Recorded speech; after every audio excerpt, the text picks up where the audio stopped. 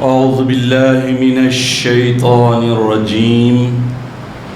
بسم الله الرحمن الرحيم. نحمد الله تبارك وتعالى ونصلي على رسوله الكريم والمهدي الموعود عليه الصلاة والتسليم وعلى آلهما وأصحابهما أجمعين. أما بعد، فقال الله سبحانه وتعالى في القرآن المجيد والفرقان الحميد. بسم الله الرحمن الرحيم. تبارك الذي بيده الملك وهو على كل شيء قدير.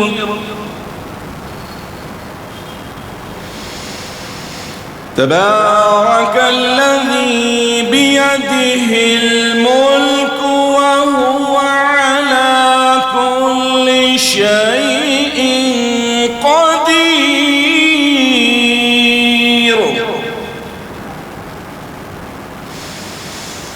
الذي خلق الموت والحياة ليبلوكم أيكم أحسن عملا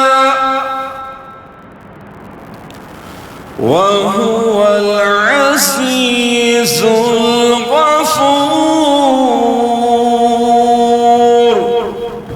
صدق اللہ العظیم. سورہ ملک آیت نمبر 1 اور 2.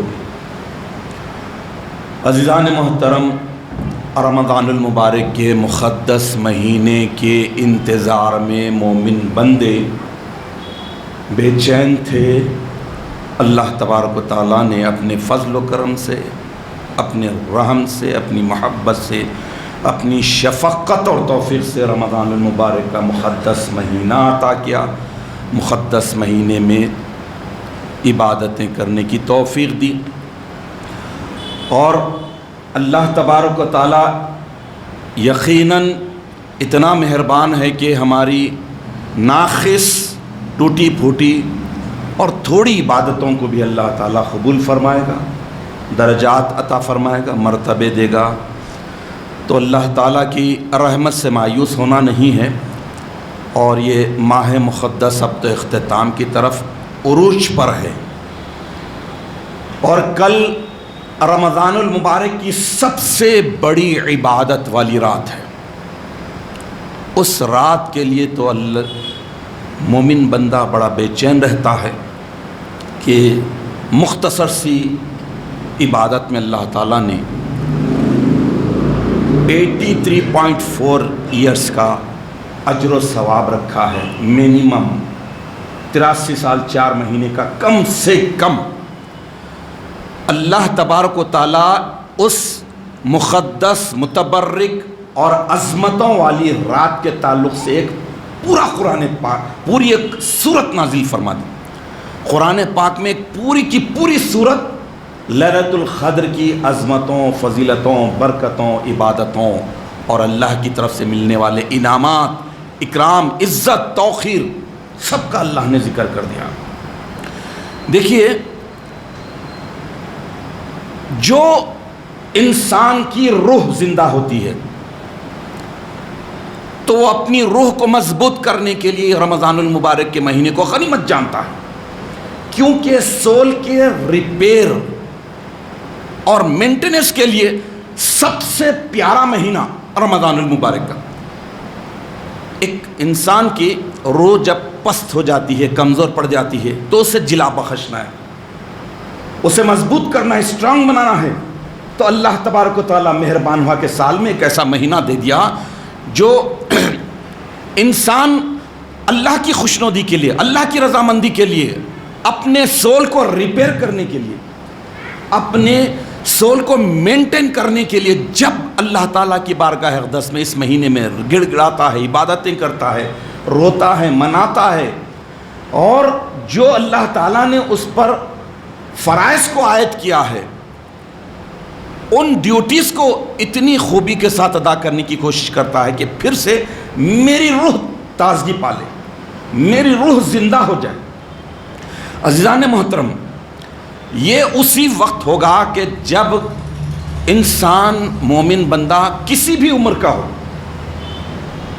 بچہ ہو، جوان ہو، ادھڑ عمر کا ہو، بوڑھا ہو، کسی بھی عمر کا ہو، وہ یہ طے کر لے کہ یہ ملا ہوا رمضان المبارک میری زندگی کا شاید آخری ہے، یہ طے کر لے کہ یہ ملا ہوا رمضان المبارک آخری ہے۔ لیلۃ القدر خیر من الف شہر کی عظیم عبادتوں والی رات، عظمتوں والی رات، شاید یہ میری زندگی کی آخری ہے۔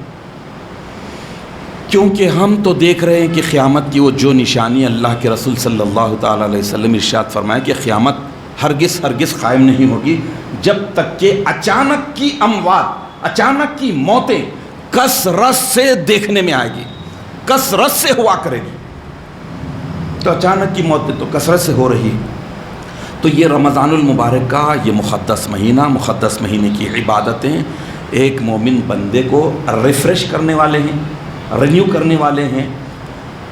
تو میرا آپ کا سب کا کام ہے کہ اللہ رب العالمین سے معافی چاہ لے، پاکی حاصل کر لے، معافی کی، پاکی کی لگن میں یہ جو مہینہ گزارے ہیں، اللہ سے فریاد کرے کہ اللہ رب العالمین تو ارحم الراحمین ہے، تو ہی توفیق دینے والا ہے، تو ہی ہدایت دینے والا ہے، بس ہم پر ہدایت کے دروازوں کو بند ہونے مت دے۔ اگلے مہینوں میں بھی ہم ایسے ہی رمضان کی طرح اپنی زندگی کو بسر کرتے ہوئے معافی اور پاکی ہم معافی اور پاکی کی لگن میں رہتے ہوئے، اس کی مشقت اور محنت میں رہتے ہوئے زندگی کو بسر کرے، تاکہ اس دنیا سے معافی اور پاکی کے بعد جائے۔ عزیزان محترم، میں نے آپ کے سامنے سورہ ملک کی آیت نمبر 1 اور 2 کی تلاوت کا شرف حاصل کیا، اس کے معنی رکھ دیتا ہوں۔ اللہ تبارک و تعالیٰ ارشاد فرما رہے ہیں کہ بہت زبردست بابرکت ہے وہ اللہ جس کے قبضے میں دونوں جہانوں کی بادشاہت ہے، اور وہ ہر چیز پر مکمل قدرت رکھنے والا ہے۔ وہی اللہ ہے جس نے موت اور زندگی کو پیدا کیا تاکہ تمہاری آزمائش کرے کہ تم میں سے کون نیک بہترین عمل کرتا ہے، اور وہ غالب اور بخشنے والا ہے۔ اب دیکھیے اللہ تعالیٰ کے اس فرمان میں اللہ تعالیٰ جو فرما رہے ہیں کہ خلق الموت والحیات، اللہ نے پیدا کیا موت کو بھی اور زندگی کو۔ پہلے کیا ہے؟ موت ہے۔ یہ قرآن کس کے لیے ہدایت کا ذریعہ بنا؟ جو دنیا میں آ چکے ہیں، آ رہے ہیں، آئیں گے، تو زندہ ہو کر آئیں گے، زندگی ملنے کے بعد آئیں گے۔ تو یہاں پر بڑا لطیف نقطہ یہ ہے کہ اللہ تبارک و تعالیٰ یہ بتا رہے ہیں کہ تمہیں جو زندگی ملی ہے اس کے بعد جو موت آنے والی ہے، اور اس موت کے بعد جو زندگی ملے گی وہ زندگی کبھی ختم ہونے والی نہیں۔ اور یہ موت اور یہ زندگی کو ہم نے اس لیے پیدا کیا ہے، خلق الموت والحیات، اس لیے پیدا کیا ہے کہ لیبلوکم ایکم احسن عملا، تاکہ اچھی طرح تمہاری ایگزامنگ کر لی جائے، تمہاری آزمائش ہو جائے، اچھی طرح تمہاری پڑتال ہو جائے کہ تم میں سے کون احسن عمل کرتا ہے، حسن عمل نہیں ہے۔ دیکھیے قرآن عشق نام الہی ہے، اس کو جب عشق اور محبت کے ساتھ پڑھیں گے، معنی اور مطلب جان کر پڑھنے کی سعادت حاصل کریں گے، تو اتنا لطف آئے گا، اتنا مزہ آئے گا کہ آدمی کھو جائے گا کہ واقعی اللہ تعالیٰ نے۔ اب اس آیت میں پہلے موت کا ذکر کرے، پہلے موت کو پیدا کرنے کی بات کر رہے ہیں، پھر بعد میں زندگی، تو معلوم یہ ہوا کہ موت کے بعد جو زندگی، اس کے بعد موت نہیں ہے، اس کے بعد موت نہیں ہے۔ اور جو زندگی ہے حقیقت میں جو زندگی کہلاتی ہے، یہ زندگی نہیں، اصل زندگی وہ ہے جو آخرت کی زندگی، تو اللہ تعالیٰ موت اور حیات دونوں کو، زندگی کو پیدا کر کے ایگزامن کر رہا ہے، آزما رہا ہے کہ تم میں سے کون عمل نہیں، حسن عمل بھی نہیں، احسن عمل، احسن کہتے ہیں، جیسے میں بار بار آپ کو بتاتا ہوں گرامیٹیکلی کہ یہ اس میں تفضیل کا صیغہ ہے۔ کبیر کے معنی بڑا، اکبر کے معنی سب سے بڑا، عظیم کے معنی عظمت والا، اعظم مطلب بہت زیادہ عظمت والا، سب سے بڑی عظمت والا، صغیر معنی چھوٹا، اصغر معنی سب سے چھوٹا۔ اب اس حساب سے حسن، حسن، حسینہ، حسنہ، حسنہ، یہ جتنے بھی آ رہے ہیں احسان، اس کے معنی ہے خوبصورت۔ لیکن اللہ تعالیٰ اس آیت شریفہ میں احسن عملہ، احسن عملہ یعنی سب سے خوبصورت، سب سے خوبصورت، سب سے بیوٹیفل، سب سے اعلیٰ، سب سے بہترین۔ تو معلوم کیا ہوا؟ خالی 5 وقت کی نمازیں، 2 وقت کا ذکر، فلاں تھوڑا موڑا کر لے، کٹ کر نہیں، بھاگنا نہیں ہے، سب سے اچھا عمل کرنا، سب سے خوبصورت، سب سے بیوٹیفل، سب سے الگ، سب سے نرالا، جو اللہ کو بہت قریب کر دینے والا ہو اللہ سے۔ اب یہاں آیت شریفہ میں آیا ہے حسن عمل، تو حسن عمل کے حساب سے آپ دیکھ لیجئے کہ سب سے بہترین عمل، اعلیٰ ترین عمل، دیکھیے اللہ تبارک و تعالیٰ انسان کو یوں ہی اشرف نہیں بنا، اعلیٰ سپیریئر یوں ہی نہیں بنا، عقل دیا، شعور دیا، سینس دیا، تمیز دیا، power of choice the, power of rejection دیا، ٹھکرانے کی صلاحیت دی، سب چیزیں دی، یہ سب دی۔ تو یہ غور و فکر کی صلاحیت بہت بڑی نعمت لاتی ہے، قرآن پاک میں جا بجا آیا ہے، غور و فکر کرو، اللہ کی زمین میں چلو پھرو دیکھو، تو اللہ کی تخلیق میں چھوٹی سے چھوٹی اور بڑی سے بڑی چیز میں عبرت ہے، نصیحت ہے، لیسن ہے کہ اللہ نے یہ کیوں پیدا کیا ہے۔ تو غور و فکر، شعور و آگاہی ایک ایسی کوالٹی ہے، سینسیئرٹی، یہ ایک ایسی کوالٹی ہے، ایسی صفت ہے جو انسان کو ایک جہت دیتی ہے، ایک سمت عطا کرتی ہے، ایک راستہ بتاتی ہے، اور اس کی زندگی کو ایک شیپ دیتی ہے۔ شعور اور آگاہی، سینسیئرٹی۔ اور اگر یہ سینس، یہ شعور، یہ غور و فکر کی نعمت دولت اللہ چھین لے تو انسان کہیں کا نہیں رہتا، ہر چیز کو لائٹ لے لے گا، حساب کتاب کو لائٹ لے لے گا، یہ دنیا کی زندگی کو سمجھے گا ہی نہیں، آخرت کی ہمیشہ رہنے والی زندگی کے تعلق سے کوئی جتن کرنے کی کوشش نہیں کرے گا۔ کیوں؟ اس کے سامنے شعور جیسی دولت چھین لی اللہ تعالیٰ۔ جنہیں دنیا کی حقیقت کا پتہ ہوتا ہے ان کے جینے کا سلیقہ ہی جدا ہوتا ہے، تو یہ شعور کی وجہ سے آتا ہے، اللہ تعالیٰ شعور کی وجہ سے۔ تو اب اللہ تعالیٰ جو فرما رہے ہیں کہ خلق الموت والحیات، اللہ نے موت کو اور زندگی کو پیدا کیا، اللہ ہی پیدا کیا۔ پیدا کرنے والا خود بول رہا ہے کہ پیدا کرنے کا ریزن یہ ہے کہ لیبلوکم ایکم احسن عملا، لیبلوکم تاکہ تمہیں ضرور آزمائے، تمہیں مبتلا کرے، تمہیں جکڑ دے، ابتلا میں ڈال دے، آزمائش میں ڈال دے۔ کیسا ڈال دے؟ کہ تم میں کون بہترین عمل کرتا ہے۔ تو موت اور حیات، اس پر گہرائی کے ساتھ غور و فکر کرنا چاہیے۔ یہ موت ایک ایسی، دنیا کی موت ایک ایسی موت ہے جس کے تعلق سے کوئی انکار نہیں کرتا۔ مومن ایمان لاتا ہے، مانتا ہے، کافر بھی مانتا ہے، لبرل بھی مانتا ہے، بے دین بھی مانتا ہے۔ دنیا کی کون سی کمیونٹی، کون سی سوسائٹی، کون سی کنٹری ہے جہاں کا باشندہ یا مرد عورت کوئی بھی یہ بولتے ہوں کہ نہیں مجھے تو موت نہیں آئے گی؟ ہر کوئی مانتا ہے۔ یہ دنیا کی واحد ایسی حقیقت ہے جس کا انکار کوئی نہیں کرتا۔ خدا کا انکار کرتے، آخرت کا انکار کرتے، آخرت کی دوبارہ زندہ ہونے کا انکار کرتے، سب کچھ کرتے، لیکن موت کا انکار کوئی نہیں کرتا۔ تو اللہ تعالیٰ اس موت کو پیدا کیا ہے، اور اس کے بعد جو زندگی دے رہا ہے وہ آزمائش کا ذریعہ ہے، حسن عمل کا۔ تو یہ رمضان المبارک کا پورا مقدس مہینہ وہی سینسیئرٹی کو، وہی شعور کو بیدار کرتا ہے، جگاتا ہے، بتاتا ہے کہ ایک مومن بندہ اپنی زندگی کو کیسے گزارے۔ موت سے دوچار ہونے کے لیے موت کی تیاری کیسے کرے اور موت کے بعد کی کبھی ختم نہ ہونے والی زندگی کی تیاری کیسے کرے. یہ شعور، یہ سنسیئرٹی جب اگر کسی انسان میں آتی ہے، سمجھ لیجئے کہ وہ تقوی کی راستے پر دوڑنے لگا ہے، دوڑ رہا ہے، صراط مستقیم پر ہے.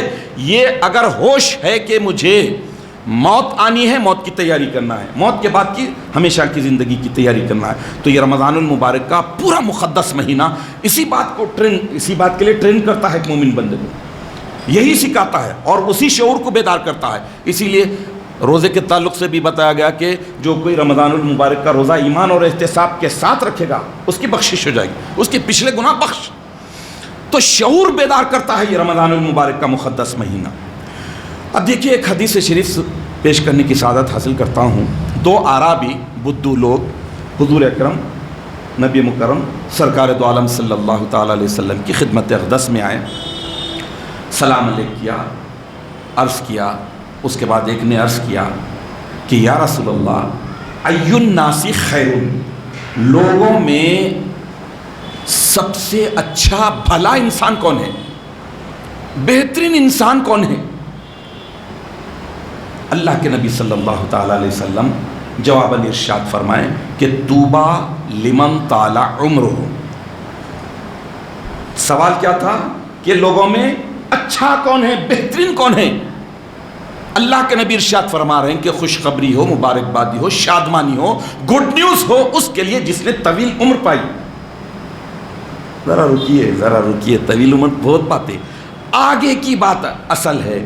وَحَسُنَ عَمَلُهُ، اور اس کا عمل بہترین ہو.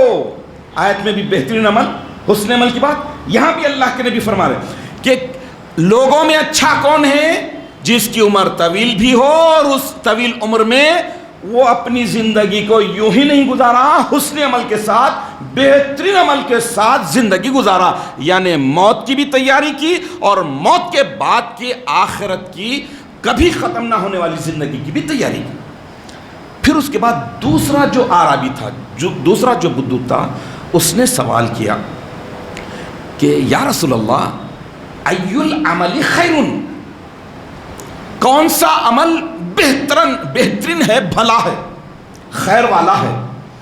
تو اللہ کے رسول صلی اللہ تعالیٰ علیہ وسلم جواباً ارشاد فرمائے کہ ان تفارق الدنیا ولسانک رطب من ذکر اللہ. پہلی بات یہ ہے کہ بہترین عمل یہ ہے کہ تم دنیا میں الگ تھلگ ہو جاؤ، گوشہ نشین ہو جاؤ، دنیا کی اور متاع دنیا کی محبت کو اپنے دل سے نکال دو، دماغ سے نکال دو اور گوشہ نشین ہو جاؤ، الگ تھلگ ہو جاؤ، اور اپنی زبان کو ہمیشہ اللہ کے ذکر سے تر رکھو، بھیگی ہوئی رکھو. تو اب اس حسن عمل کے تعلق سے، موت کی تیاری کے تعلق سے، موت کے بعد کی کبھی ختم نہ ہونے والی زندگی کے تعلق سے اللہ کے رسول صلی اللہ تعالیٰ علیہ وسلم نے یہ بتا دیا. لیکن دیکھیے انسان بڑا نسیان سے بنا ہے، بھول جانا، چوک کر دینا، غلطی کرنا، مسٹیک کرنا، یہ انسان کے نیچر میں. تو انسان ایک ایسا غافل منصوبہ ساز ہے، ایسا ارریسپانسبل پلانر ہے، ساری پلاننگ کرتا ہے، میں یہ کروں گا، میرے لیے یہ کروں گا، میرا فیوچر پلان یہ ہے، میری اولاد کے لیے میں یہ پلاننگ کروں گا، سب کچھ کروں گا. لیکن جو امپورٹنٹ ہے، جس کے تعلق سے دنیا کے کسی بھی فرقے میں، کسی بھی طبقے میں، کسی بھی نسل میں، دنیا قائم ہونے سے قیامت تک جس حقیقت کو کوئی بھی ڈینائی نہیں کرتا، وہ ہے موت. اس موت کو اپنی پلاننگ میں رکھتا ہی نہیں. اصل پلاننگ میں جو سب سے زیادہ ٹاپ پہ رہنا ہے وہ موت. اب جب موت کو رکھے گا تو پھر اس کے بعد وہ کبھی ختم نہ ہونے والی زندگی کے تعلق سے وہ ریسپانسبل ہوگا، وہ صحیح پلاننگ کرنے والا ہوگا. دیکھیے اب ایک اور فطری بات ہے، ایک قانون ہے کہ اللہ تبارک و تعالیٰ سورہ نجم کی آیت نمبر 39 میں ارشاد فرما رہے ہیں کہ وَأَلَّيْسَ لِلْإِنسَانِ إِلَّا مَا سَعَى، یعنی یہ کہ انسان کو وہی ملتا ہے جس کی وہ کوشش کرتا ہے. جو کوشش وہ کرے گا اسے وہ ملے گا. چور اگر چوری کی کوشش کرتا ہے تو اسے مل جاتا ہے. حرام خور اگر حرام خوری کرنا چاہتا ہے تو اسے مل جاتا ہے.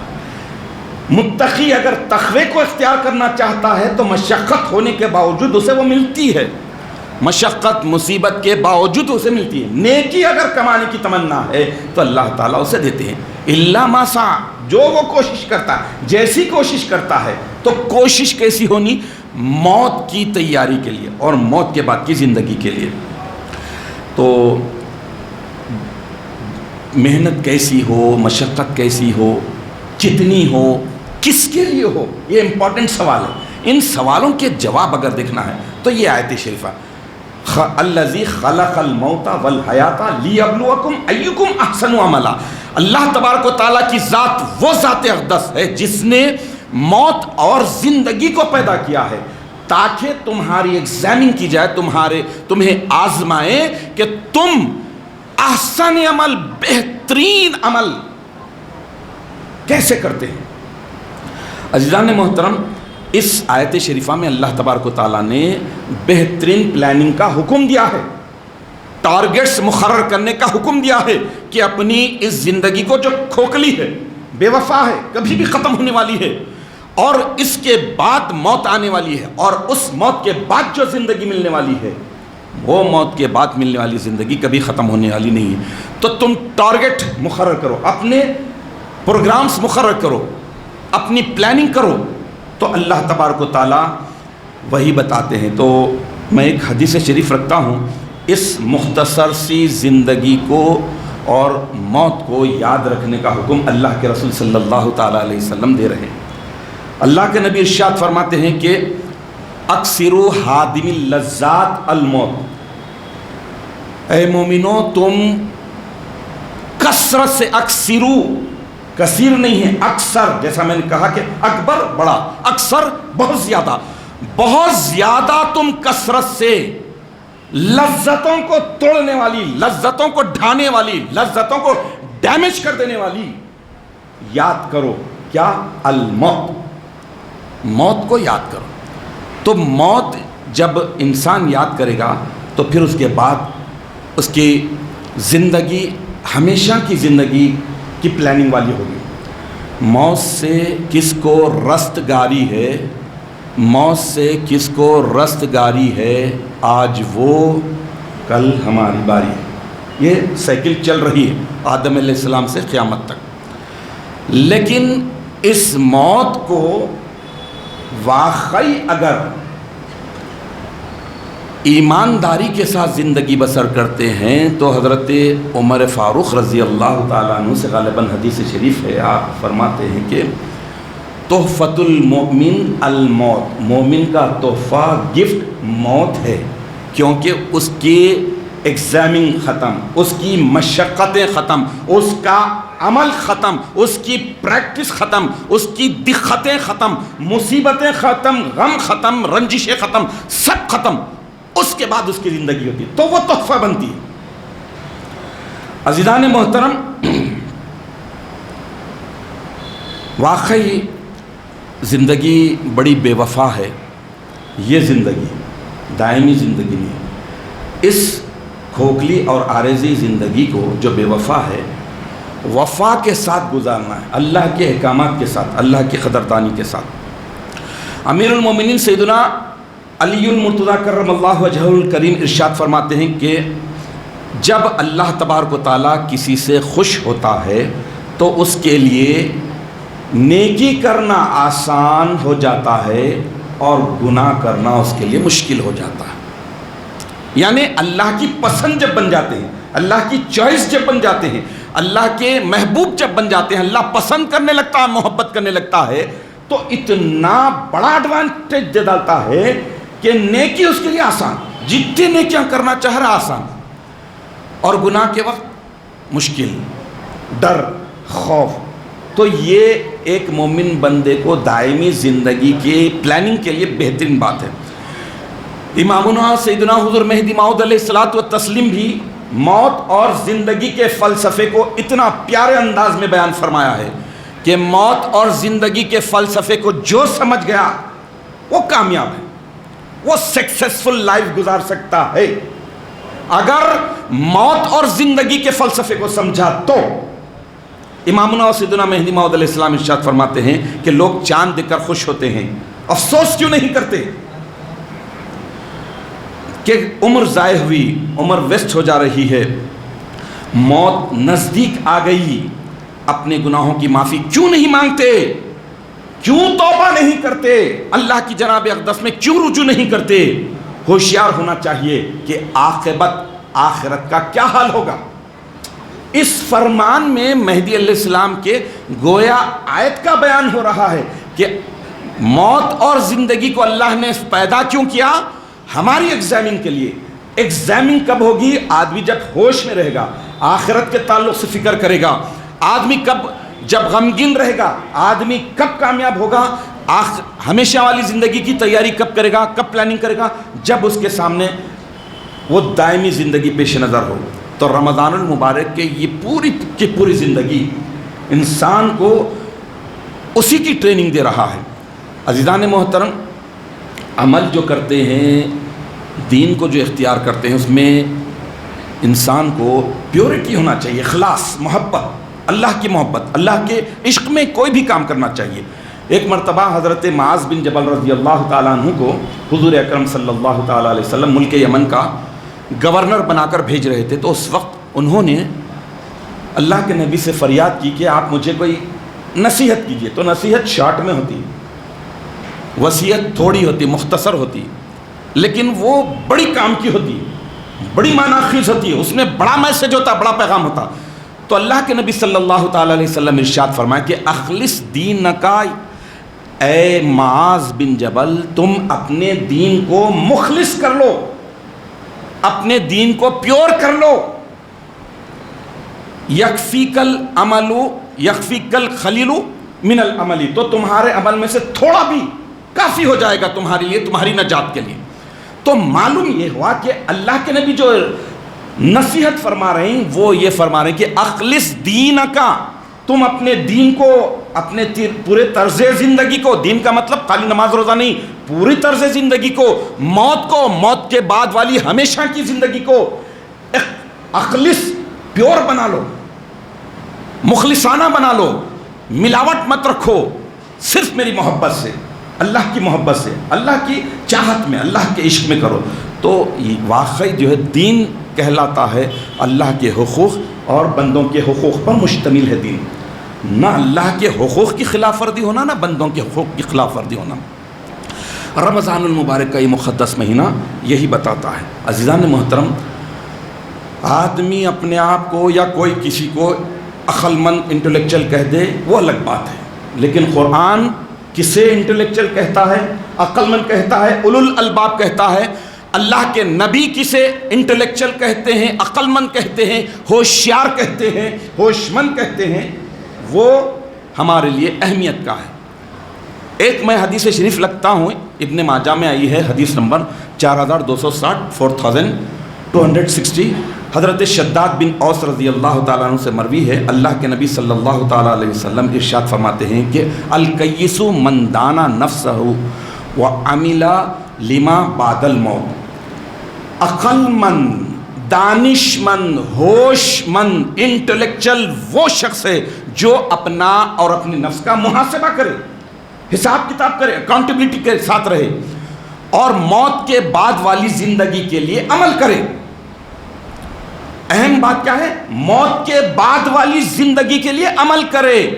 پھر اس کے بعد اللہ کے نبی ارشاد فرماتے ہیں کہ والعاجز من اتبع نفسہ ہواها ثم تمنا علی اللہ، اور بے وقوف، ہولا دکنی زبان میں دیوانہ، پاگل، گھٹیا، بدبخت، بد نصیب کسے کہتے ہیں؟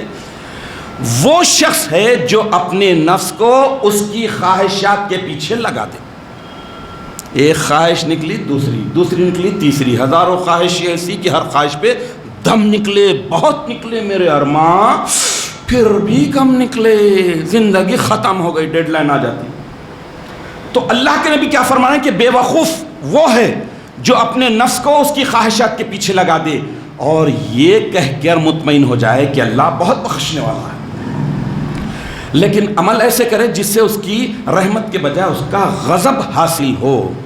اللہ کی پناہ، تو اللہ کے نبی اس میں کلیئرلی عقل مند اور بیوقوف دونوں کی کوالٹیز بتا دیے۔ ایک اور حدیث شریف ہے کہ اللہ کے رسول صلی اللہ تعالیٰ علیہ وسلم ایک موقع پر ارشاد فرمایا اپنے صحابہ کرام رضوان اللہ علیہم اجمعین کے درمیان میں کہ یہ دل زنگ آلود ہو جاتا ہے، زنگ چڑھ جاتا ہے، جس طرح لوہے پر پانی لگنے سے زنگ آ جاتا ہے۔